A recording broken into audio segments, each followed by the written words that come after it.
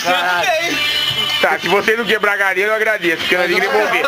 Ei, eu tenho que devolver essa cadeira amanhã inteira. Tá, quem que é o ativo e quem que é o passivo? Respondam aí. Ficar de pau dá pros dois e vê quem que te come, viado.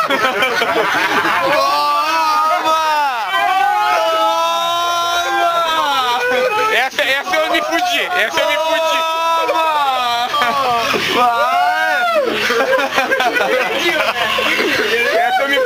fudi. Essa eu me fudi. Vai, fala agora. Falar o quê? Já falei que chega. Bem colocado, bem colocado. Vai, fala porra. Fala porra nenhuma.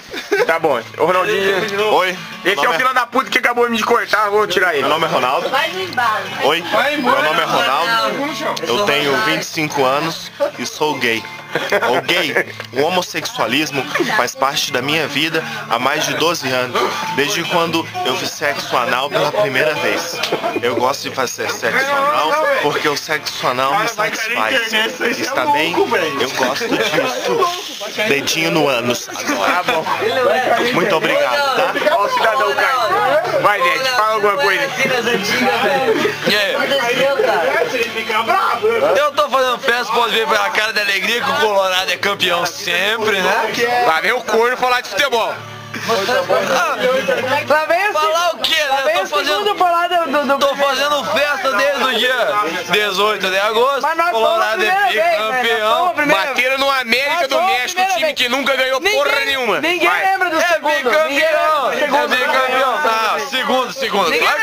Ninguém lembra do segundo, só lembra do primeiro que ganhou 2 vezes. Isso é um equívoco. Ó, essa daqui é a avulsa. O Ronaldinho tá me tenteando aqui do Eu lado. acho que ele tá me deixando no Mercado Livre. porque Isso ele é um para de falar que equívoco. tô Eu avulso. sempre lembro do segundo e cada vez que eu lembro do segundo eu lembro do Grêmio, porque o Grêmio foi E cada vez que eu lembro- duas vezes E pra cada vez que eu segunda, lembro do né? segundo, eu lembro do Colorado.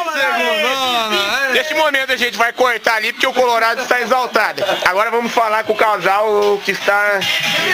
Casal... Ei, Margarina, segundo a mulher está brava, segundo o marido está bêbado. Causando. Vai, Diz ela que vai Casal Margarina! Ei, é o trombadinha da noite.